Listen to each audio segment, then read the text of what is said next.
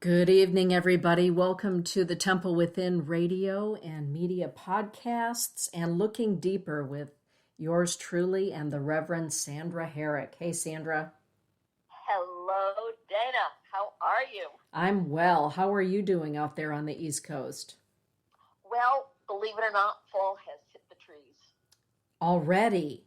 Already. I haven't been on Facebook in a long time, and I hope I got it up. I don't even know it. But our first tree on the street is completely in color. And of course, we're getting foggy mornings. And so, how am I? It's fall-ish, Indian summer. I'm spectacular. It's a wonderful time of the year.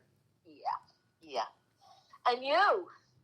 Good. Resting up or getting caught up, I should say. I haven't got to the resting part, but getting caught up from having a wonderful 4 days of ceremony and teachings and talking circles and all of those wonderful things. Time with family and friends. So it's been great. Looking forward to our conversation this evening. I think it's going to be a good one. I am too.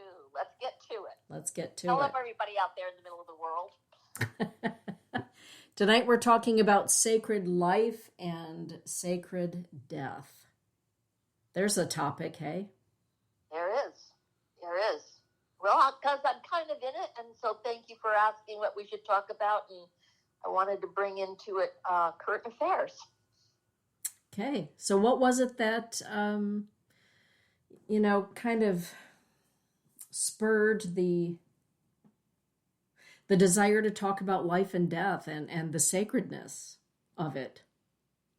Well, it's interesting because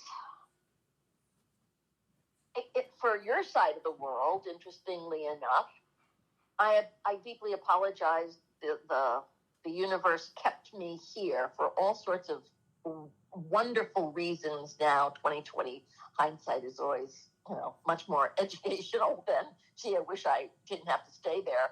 And I wanted to be with you all. The sacredness of Easton's naming ceremony, the sacredness of a child being born that or anyone going to a new birth, having a new name, having a new identity, and bringing the holiness of it. And I don't mean the religious act of it. I mean really the sacredness of it, the beauty of something so pure that it harmonizes with everything. And in my life, what I'm doing here is actually getting Bobby ready to go next Wednesday into a 3.5 week process of a stem cell transplant for his bone marrow, which will then, interestingly enough, have to be monitored for at least a year. And it is a life and death procedure.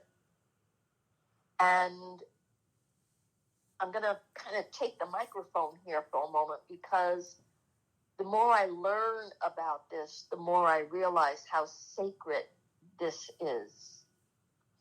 And I even said to him the other day, when he wanted to know what I was feeling about what was happening to him, is that I said, this is like, you're going to become like a woman getting pregnant. You're going to receive the cells of something and someone else. And when a woman becomes pregnant, the reason why she gets sick is and throws up or, goes through morning sickness is that something foreign has entered her system. Even though it's conception, the egg is there, everything that is going on to conceive and to start life. But the body says, this is danger. This is a foreign object. This is intrusive. This is an invader, and works to its best to kick it out, to kill it, to annihilate it.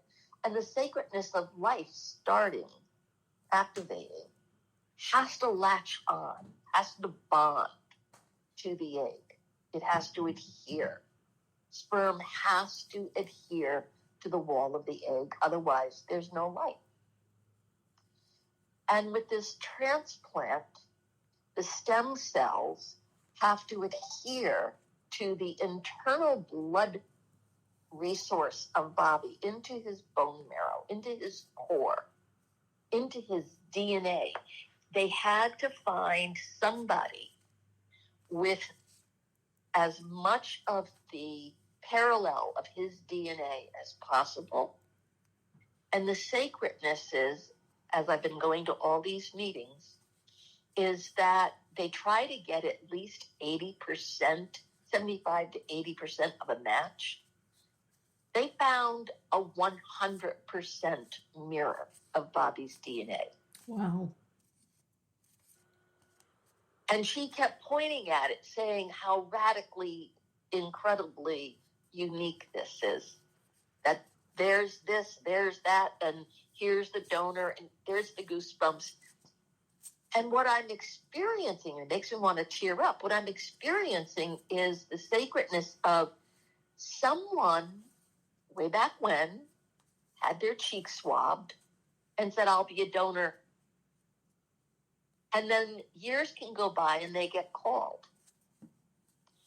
And again, the doctor said, we can have at least 10 or so people that are available to give you, maybe a good DNA match or good enough. But then you start calling them and life has interfered. No, I'm married, I have children, I'm not feeling well, I'm old now, blah, blah, blah. They called this person, they were not only available, but they were the perfect match. They didn't have to go anywhere else. Mm. So for me, the sacredness is, at what point did a young man who's 36 years old, this is all we can know, he's Germanic blood, Bobby will become my bloodline, and or DNA, and, is from America, someone said from Texas, and that how do you get ready for the future by literally emptying yourself of you to conceive the rest of your life in the middle of your life? I know that Easton fought tooth and nail to be born. Mm-hmm. His mother had so much, didn't have enough space, and Easton, one of the things I remember most of is like, Elise, this kid's figured out how to get here. Maybe you should just let him do his work. Don't have an opinion. Do not moan and groan. The kid's coming. Just let it happen. Exactly. And to know how he fought to stay alive, be alive, have his life. And what is sacred for me in that is not all babies make it when they're premature or have to be in an incubator and whatnot.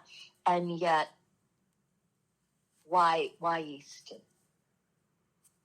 And that why, I believe, is his destiny harnessed us to pay attention, to be with.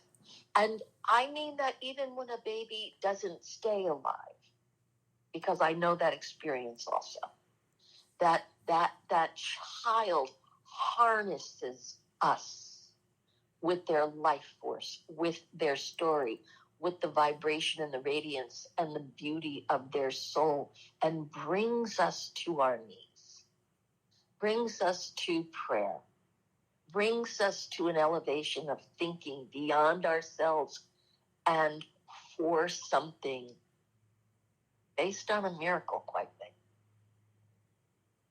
And Bobby was told point blank 3 years ago, July 5th, that he would only have 6 to 18 months to live.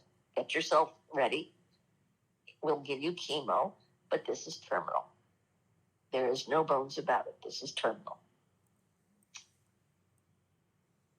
He has outlived it, that due date, and he is in complete remission, which is astronomically not supposed to happen.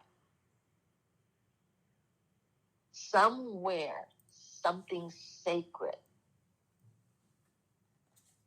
happened in Bobby, is happening in Bobby, that's transforming his soul, his heart, his self-awareness, and I believe the conception of himself beyond what he has known as his own life.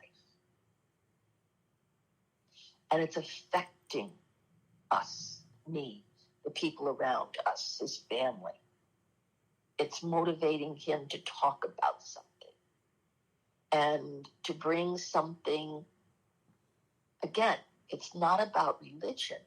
It's about the miracle of positive attitude, the miracle of honesty, the miracle of start being aware of the fact that you have a life, and what are you really going to be in it, and how is it going to be with you. So thank you for letting me talk so much. I've got tons more I could say.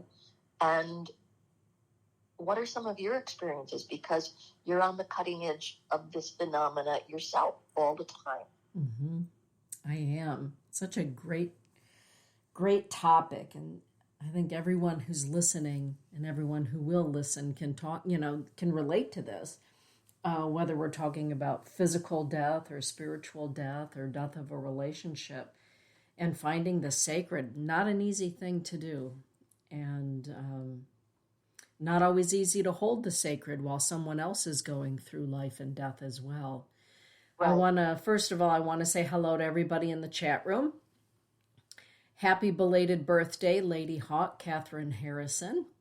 Hey, baby girl. That's right. Jessica and Lily and Danielle. Good evening, everyone. For those of you that are out there listening, the chat room is open. Come on in and join us.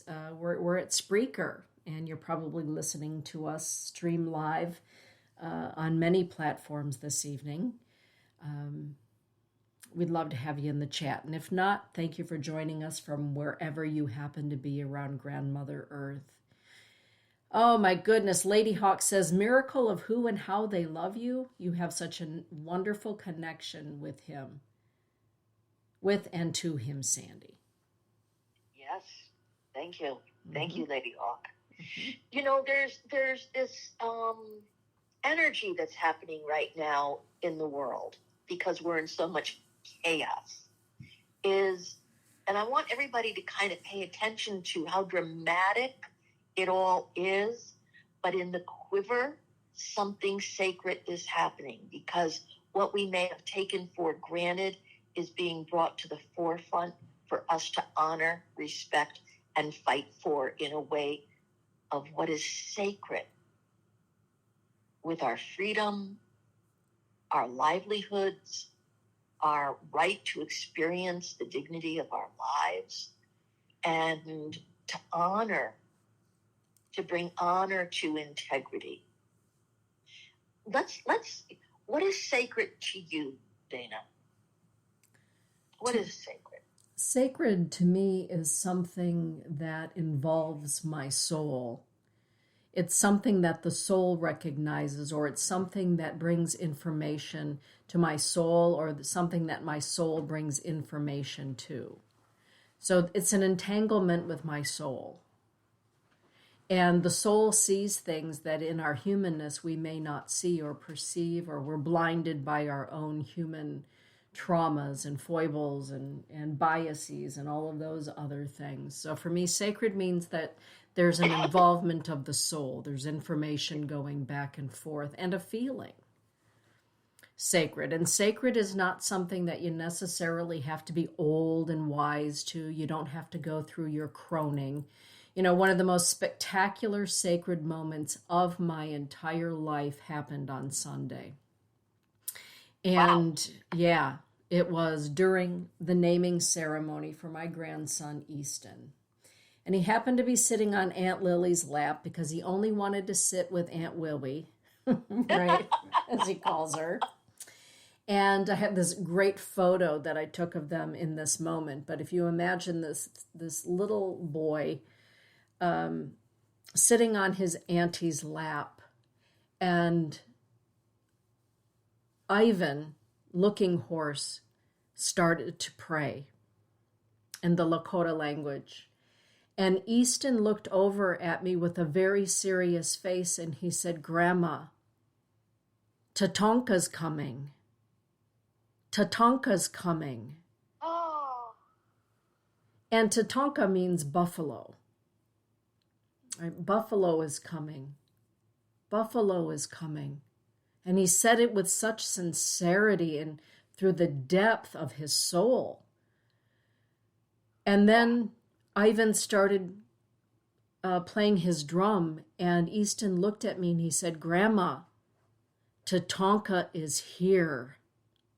Oh. Tatanka is here. Wow. And he turned back and he was absolutely fixated on the drumming and the singing. But in that moment, it was sacred. It was Easton's ancient soul that knew that buffalo, white buffalo calf woman, was coming. And he understood when that spirit was there, when it had arrived. And he didn't say it like a child. He said it with the wisdom of an ancient soul. Wow. That was sacred. That was one of the most sacred moments I've ever had in my life. Wow. Wow. Spectacular moment. And I agree. When a soul knows what it knows, there's absolutely no interruption. Mm-hmm. It just knows. Yes. Lily wrote in the chat room, he sure did. He said it with such conviction. Wow. Yeah, and he spoke it in that language. So that was quite something. A moment of sacred. And when Del Marie, his auntie, put the first moccasin on his right foot, he quickly held up his left foot and he said, the other one, the other one.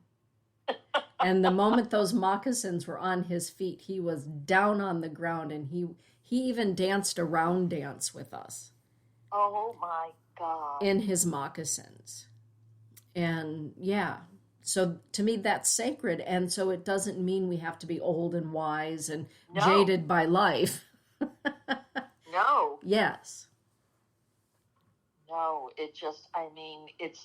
there's that beauty of getting out of the way. Yes. It's sacred, And for me, I really mean it about getting out of the way, that being humbled by it, being awed by it, because sacred is an energy that manifests with or without our awareness. It is there. Mm-hmm. And when we're aware of it, or when we know that we have prepared ourselves to be with it, it's a jaw-dropping, tender, tear, laughter. I mean, I want everybody to know that sacred can be a belly laugh. Mm-hmm. Because you're tickled on such a level of life that you realize everything just happens because it does. Mm-hmm.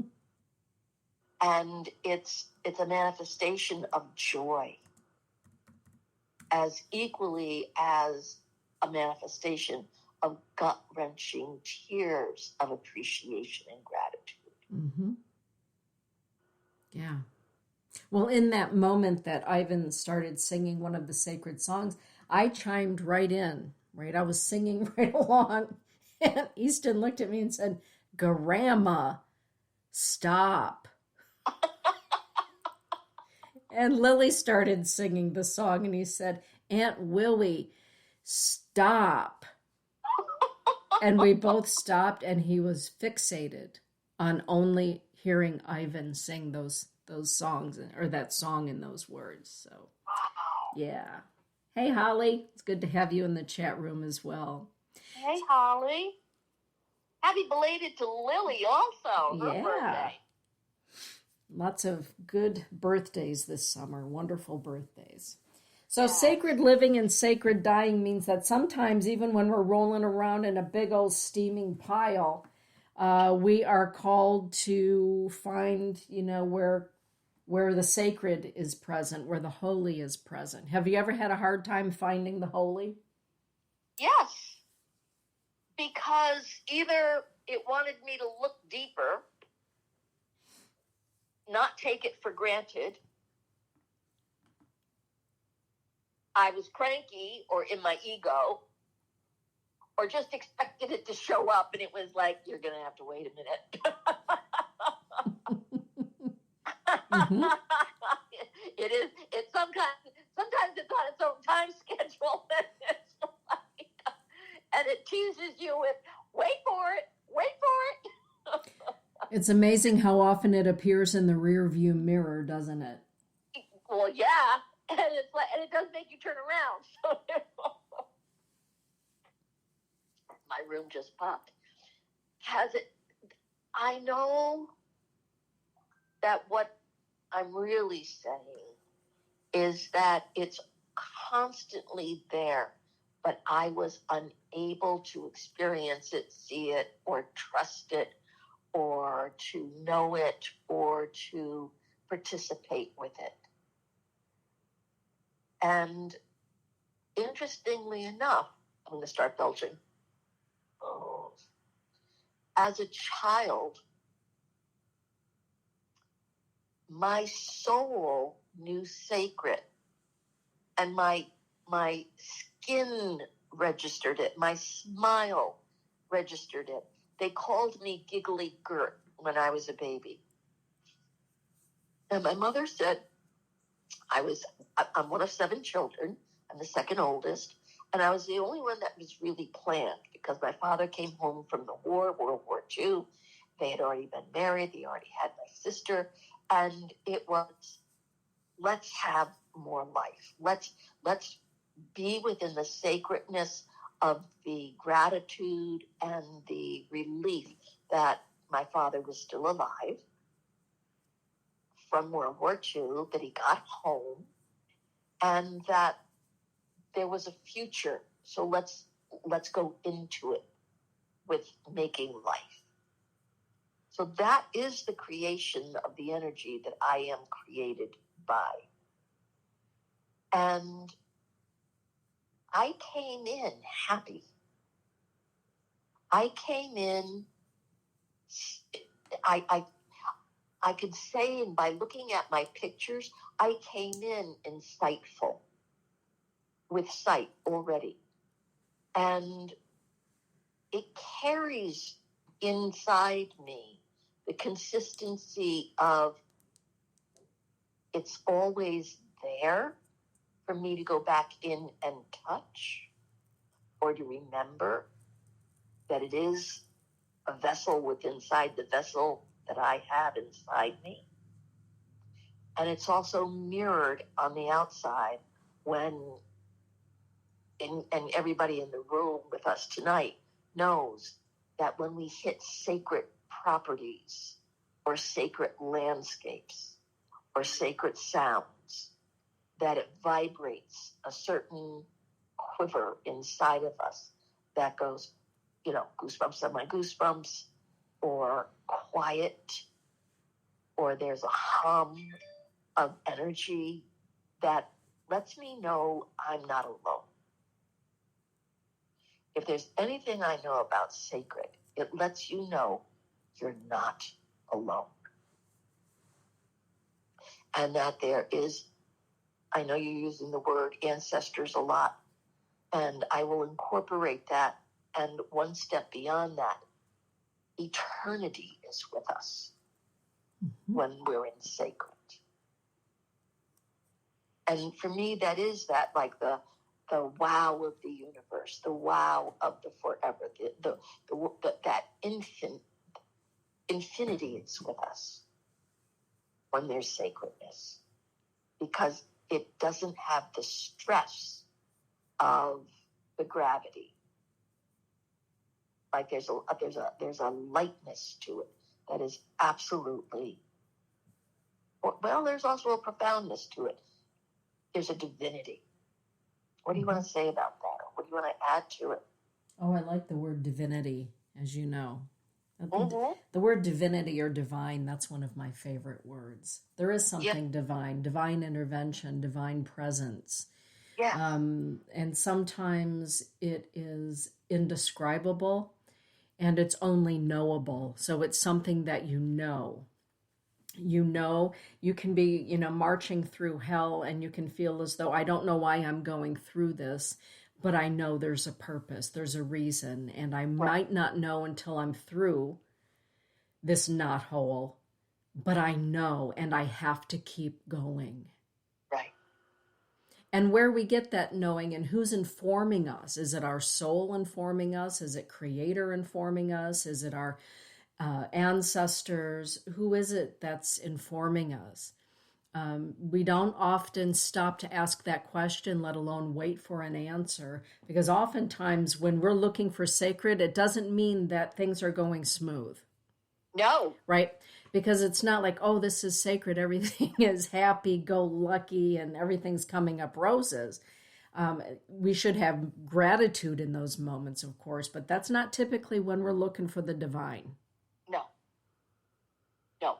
There's that beauty of within, the divine or the divinity of the moment, that the veil doesn't exist. You're not on one side, it's not on the other. It lights you. It's like the sun rising. The sunrise may be way out there. You see the sun way out there, but it basks you in its light. You're a part of it. You feel its presence, and it becomes a spectacular experience because the color changes, the heat changes, and it's the same with the sunset. When all of a sudden, there's the color, there's the ending of something. And so my father's passing became sacred. And what I want to describe about that, some of you have heard me talk about my father's passing. He died, good Lord, in 1990, November 28th, 1990. And the sacredness of it started when I woke up one morning in New Mexico inside my bedroom and opened my eyes and looked out the window, and the light couldn't have been brighter through my adobe framed window. But my room was completely pitch dark. And the shock of it, of that sensation, that phenomena, was so overwhelming, so instantly, that I closed my eyes and asked deeply, instantly, and intently, where am I? And the voice simply said, you're in your father's coffin. I blew open my eyes, got on the phone, cut to the chase. My father was in the hospital, and it was the beginning of the end. So sacred comes a calling, and it carries us. It kind of picks us up and catches us and starts the journey with us. And it can be very dramatic at the beginning of the journey, and taper off to something very precious and still and quiet. Or it can be very still and quiet and subtle that brings us to a crescendo. Sacred has a personality, in my experience. And it depends on, well, I think a wonderful way that you initiated was in your soul. I believe there are soul values to sacred that I know harmonizes in my soul, with my soul. And I completely agree with you, Dana. Sacred activates my soul to remember itself, or reminds me my soul truly does quiver and harmonize with sacred. That it's my destiny to track it, to be aware of it. And to finish the story with my father, to be able to be with him for the last 3 days of his life by sleeping with him. And it took a few weeks for him to, find his time of passing, but he didn't leave the hospital since that moment I woke up. That I was with him for 3 days in his hospital room, traversing the morphine drip, experiencing the psychic phenomena of entering his dream time. And I'm going to say more so than his dream time, his journeying and visiting the other dimensions, that I was able to travel with him and discuss it. And the most sacred thing was, after he passed, the mist in the room, the smell in the room. His dying was phenomenal. His death left a presence that actually was experienced by people outside his room that talked about it. They could feel it. That the nurses literally, some came to me with tears and said, everyone should experience what we just experienced in that moment, feeling your father, your family.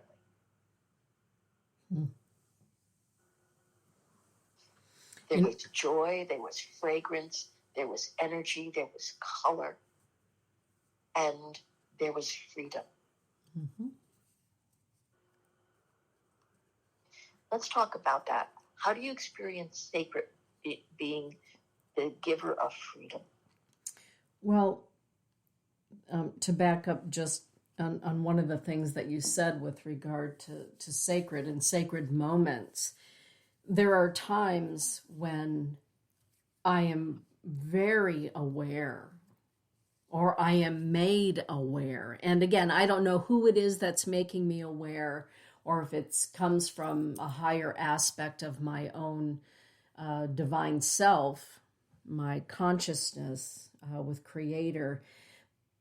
But those times when, and I had those several times over the course of these past, since last Friday,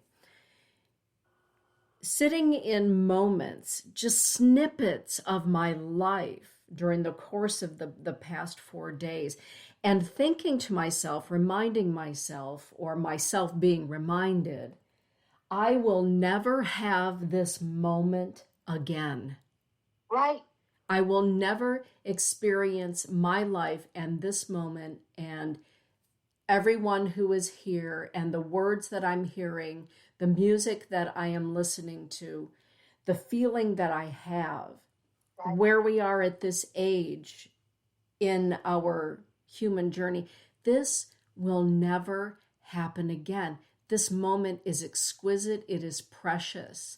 And in those moments that I am reminded, or I remind myself, I enter into a completely different dimension known as the present. I become so present.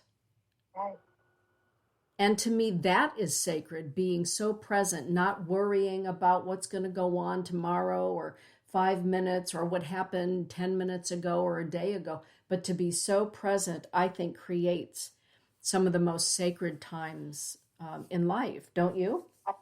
Absolutely. And it's brilliantly said, Dana, because sacred is being in the moment. You're not in the past. You're not in the future. You are totally present. And that's the gift. That's the present. That's the presence. And it creates a memory. Mm-hmm. And the memory is imprinted because you're so incredibly aware on so many different levels of your consciousness. It doesn't just go into the alpha. Into the beta. It goes into the alpha. It goes into the so many different synapses of your brain and your consciousness, because it makes you feel. It makes you smell. There are sensations. There are markers that create the triggers for the history. It gives you the reminiscence. It gives you the touchstone to return to, because now you'll be able to not just remember this, but experience it. Because remember the drum? And Easton's going to remember this for the rest of his life, as he's already remembered it and brought it to his life. Yes. Even when he said to you, Grandma, the buffalo's coming, I knew exactly what he was saying. It was the white buffalo. Of course. Later that evening, I was sitting at the dinner table with Ivan. He and I were talking, and we were talking about that moment when Easton looked at me and said, Grandma, Tatanka is coming. Yeah. And Ivan said, I was going to talk to you about that, because it's not something that I typically talk about publicly. Right. My affiliation with that. So, right. And we began talking about dreams, because in our life journey and even in our death journey, our dream state, when our body is asleep, that's also a space where sacred enters.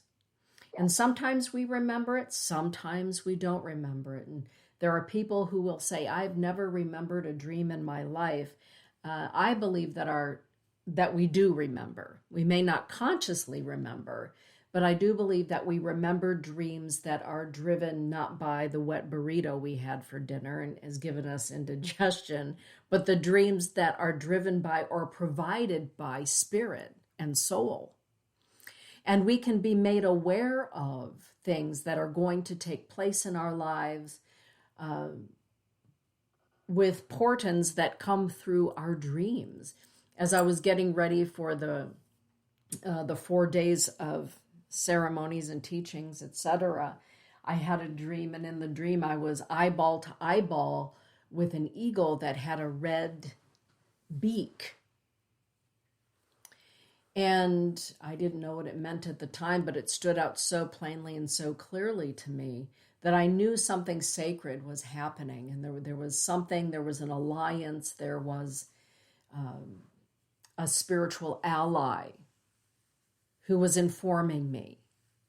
And, Ivan and I sat and we talked about that for quite a while one evening at the table, talking about the sacredness of dreams and how when we are living our human life, as you and I know, and probably most everyone who's listening to us right now, we have one foot on Grandmother Earth and we have another foot in the ethers, in spirit. And sometimes we dip a little bit more one way or the other, or if we're really lucky, we walk in balance. But taking time to listen to those sacred conversations and to invite them. Do you ever ask for directions, Sandy, from your Dreamtime helpers or your guides and allies, right? Maybe the question should be, have you ever not? Yeah. Right. And so how do you do that for anybody who's listening to us tonight that's never tuned in before and they're thinking, maybe there is something sacred to this life? Well, I'm going to use an example of what happened, and it'll be with relationship to Bobby and part of the beauty of what's happening, because it's current affairs. The sacredness of dream time. First and foremost, I wanted to ask the team of doctors, can we send a card through you to the donor? Because we're not allowed to meet the donor for at least a year if they are even available to meet Bobby. And they said, oh, yes. Oh, my God, yes, please. We'll take a card. So I have been thinking of this donor. And the reason I'm thinking about the donor is because the sacredness of how much time it takes to have this person become aligned to Bobby is monumental, the destiny of it all. But what is inside me, the sacredness of me, is blood. This is stem cell. This is going to be a blood transplant. Is that I literally said, I need to bless the blood. And they said, oh, yes, we'll they have a minister on board that can, and I said, no, I need to bless the blood. And so they told me when the harvesting was going to be happening, the amount of time that it takes for the person to get prepared to harvest. They don't just put out their arm. They have to go through 3 days of preparation with shots and being really made very uncomfortable and sick themselves to get their blood ready to be offered as a donation. And I am tracking the blood. I am asking Spirit to track it. I'm asking Spirit to let know this young man, to know that I am, and I mean this from the bottom of my heart, coming to him to escort the blood. Makes you want to cry. With everything I've got, my soul, my spirit, my shepherding, my team, Sir Charles, anybody who's available. But I'm asking, please come with me. It wasn't a demand. It was a sincere request of Spirit. We need to bless and impregnate this blood with not my intent, but with that extra gift of appreciation and gratitude of life for Bobby.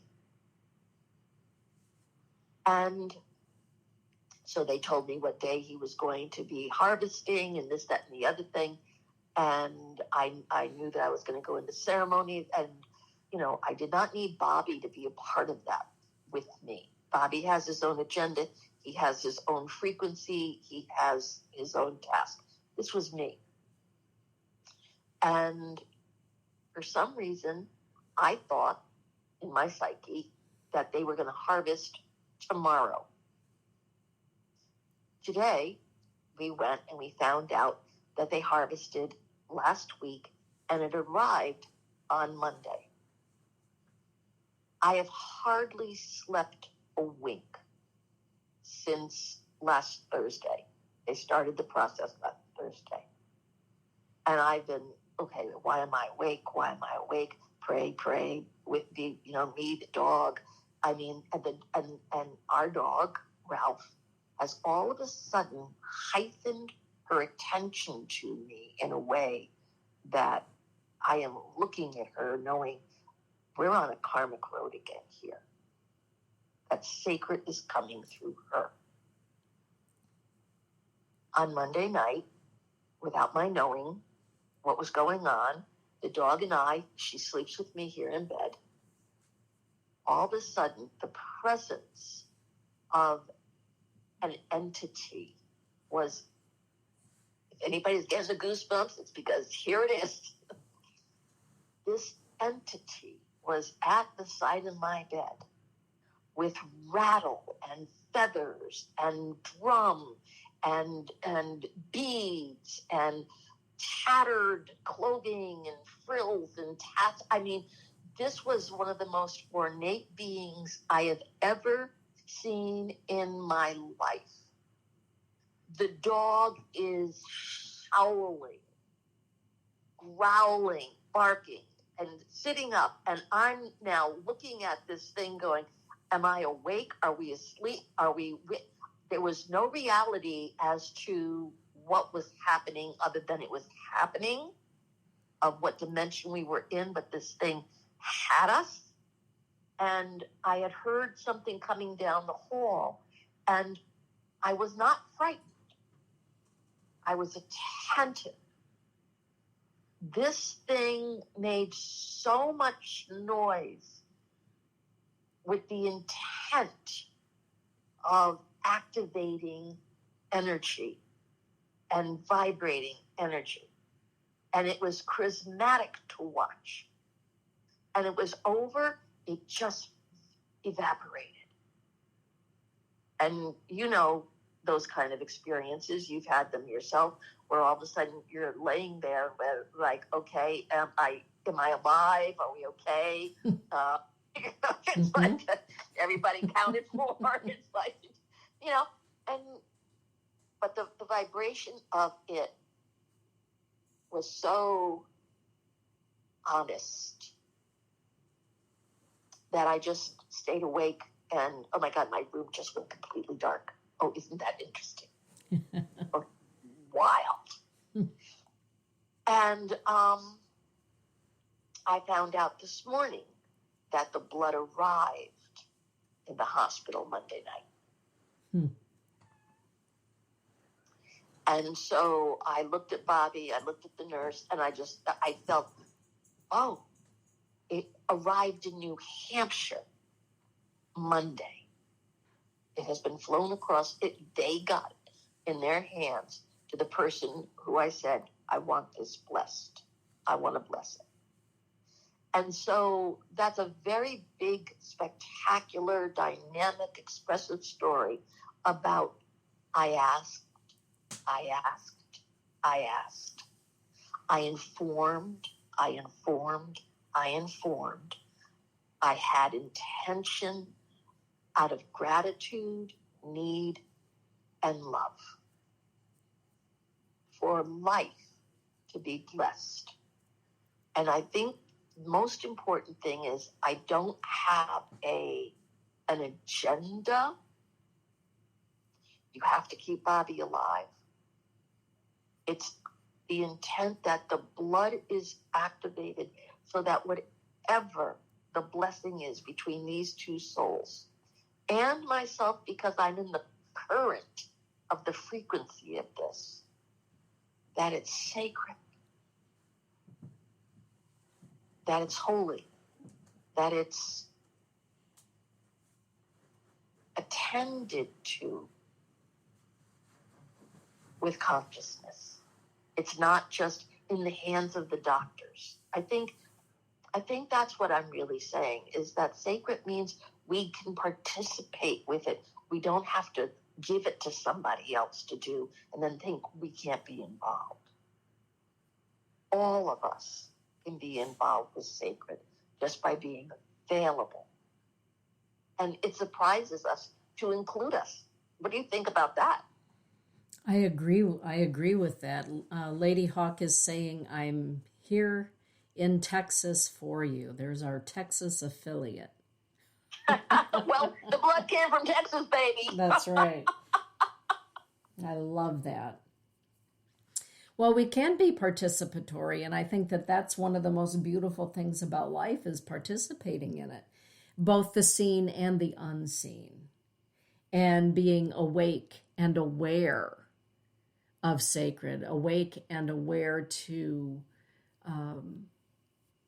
the divine interventions or divine partnerships, whether they express themselves in signs and wonders, as we call them, during the day, or they come to us in our dream time or our intuitions, or gee, maybe I'll go left rather than right.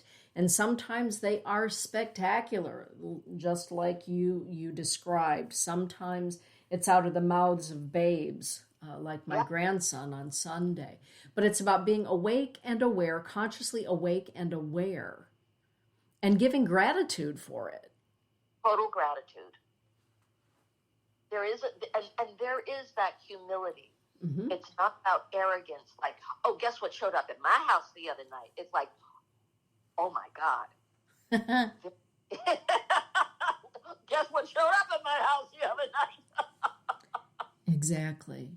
It's about understanding that even our relationship to the trees and to the natural wonders, the wind, the fire. On what day was it? On Monday, I took Barbara and Del Marie and Tara and David Sturkin and Ivan out to Lake Michigan. And there we were, like a bunch of kids sitting out on the beach at Lake Michigan. And meantime, there was quite a storm brewing up back up here in Lowell. And when I got back, the trees and branches and twigs, and it was quite a sight here in the Enchanted Forest. I was very consciously awake and aware to the fact that as a thunder dreamer, working with thunderers and the water and the rain spirits and the wind spirits, it was like the final cleansing of the weekend of ceremonies and teachings. And being consciously awake and aware that nature has intelligence. Yes. I went downstairs and I grabbed a bit of tobacco and I laid it out in the back and said thank you. Yes. For the final blessing. And it began to rain again. Yeah. But to interact with sacred. Yeah. Yes. It's I think everybody needs to know that sacred is a live energy dimension. Yes. A live energy field. There's nothing stagnant about it. And when we go to sacred sites, it may be held in a sacred place because something sacred happened, but it is the vibrating core. It's like putting the stone in, dropping it into the gentle water, and you see the ripple. That sacred space is something you can walk into, and that because you walk into it, it does create the ripple. Mm-hmm. And it glistens you. It literally puts a glisten on you. It brings a vibration of a higher light, a lighter breath. And we carry it out with us. It is very generous. It doesn't stay stagnant onto itself. And its cup is always full. So that when we go into it, there's always enough for us to be saturated by, embraced by, take some with us, so that we carry the elixir of it and can anoint others. I mean, it's like putting holy water in a bottle. Sacred fills us up, and we become carriers of it. Mm-hmm. And we don't always know, and I think this is part of the secret, the mystery, is I do not know all the actions that I do that touch someone that makes them feel sacred. I know there are times when I do, there's no bones about it. The generosity is sacred, is that it doesn't need me to flow through me with me knowing about it. It just does it. So whoever's supposed to receive it receives it. And I don't need them to tell me or validate me or to, tell me the big story that, that's the generosity and the mystery of sacred, is that it keeps the moment for the person that it's being received by for them with such dignity and value that I go into that like innocent place of, I don't need you to tell me what happened for me to feel that I was included, or wasn't I good, or, oh, wow, look at me.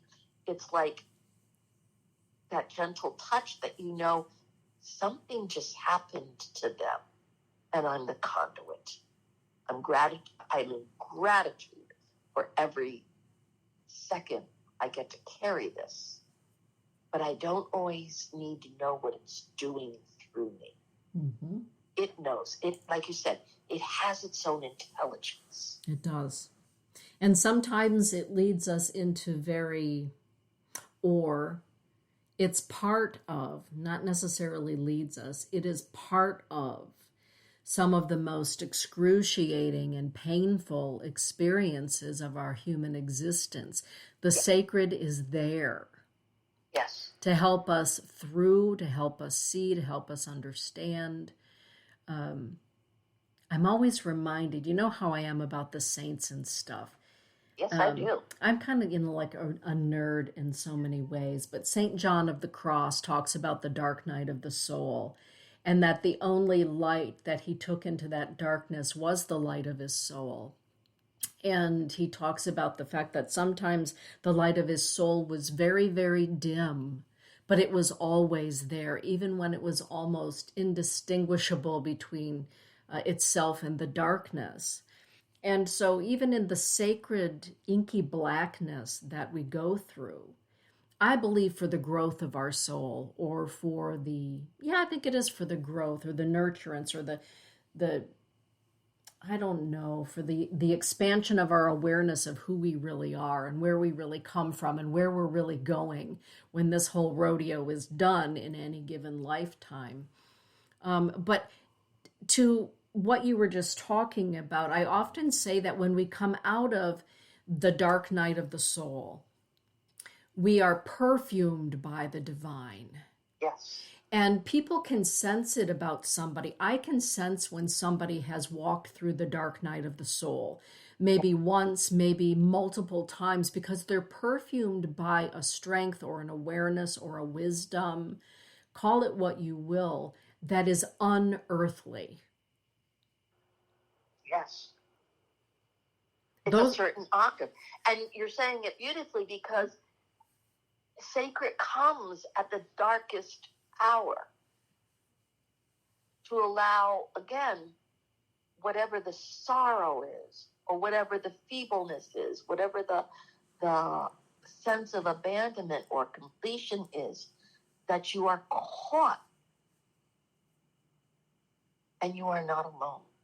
And so in those times when it seems like just abject dark, and maybe there's a pinpoint of light, and maybe there's not even a whole pinpoint of light, how do you find the sacred or request a nod from the sacred, Sandy, in those situations in your life?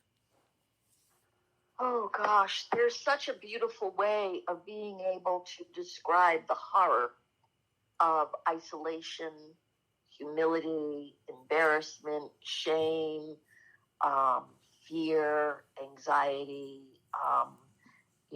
Boy, I got it wrong this time. the world's looking. And feeling sucker punched, gasping for, oh my God, how did I get here?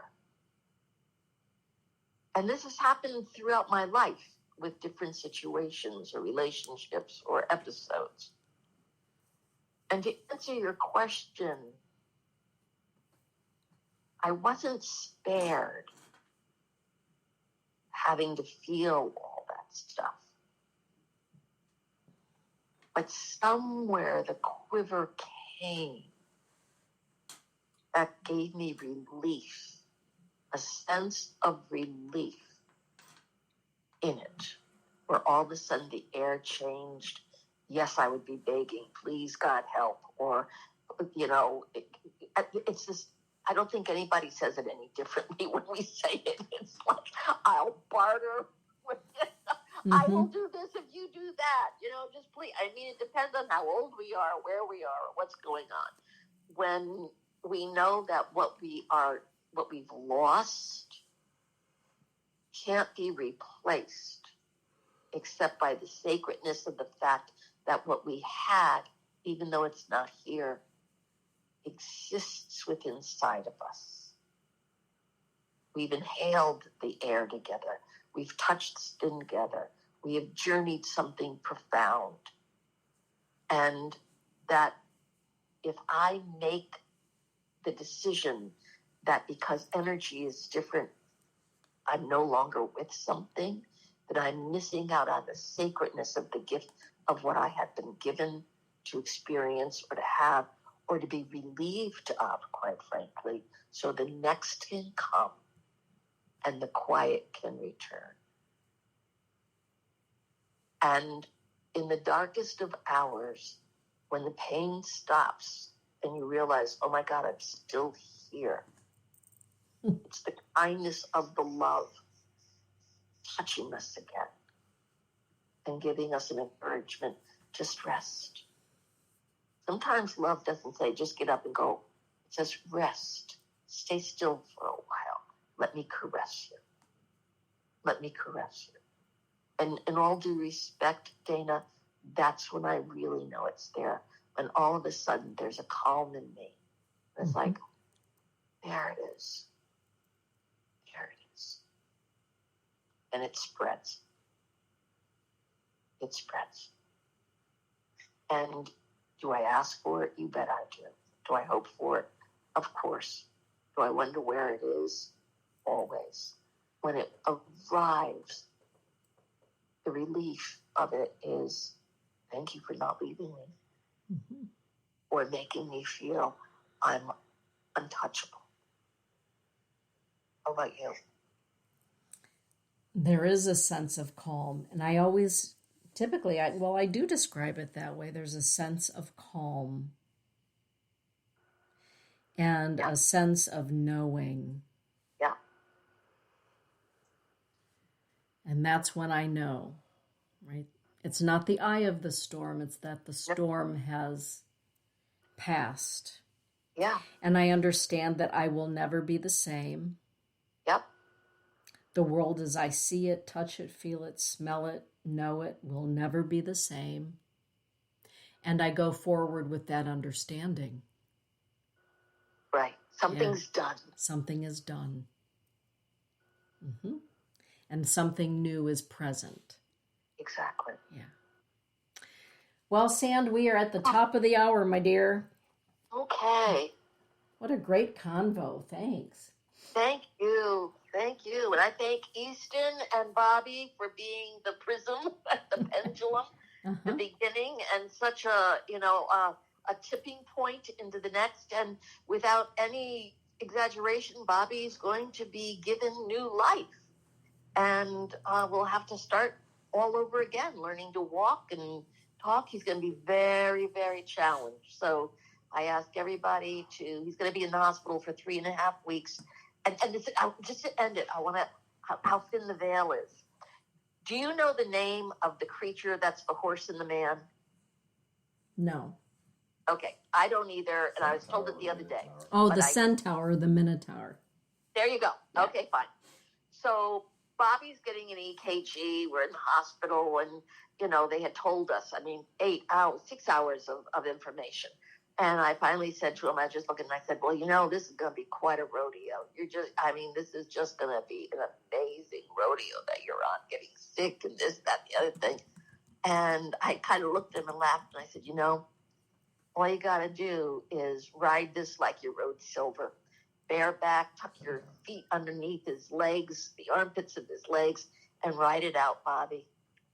And he smiled, I smiled, and of course Silver came into the room, my gelding, my white Arabian. And the doctor comes in and she's talking and talking and talking. The way that they describe the bonding of these two ingredients of the stem cell is like the man attaching to the horse body. And she actually used the name. The centaur. Yeah. I love that. And it was like, the vision was right there. There's Bobby and there's the body, and it's just going to hang on. So, the ether is so thin that even in the sacredness of the humor of just ride silver, Bobby, you got this. That's what they actually say is happening in the description of a stem cell transplant. Brilliant. So, everybody are along for the ride. I thank you. Have a beautiful evening, everyone. Dream well, sleep well. Until next month. Okay. Good night, everybody. Thank you, Dana. Good night, everybody. Mwah. Good night, Sandy.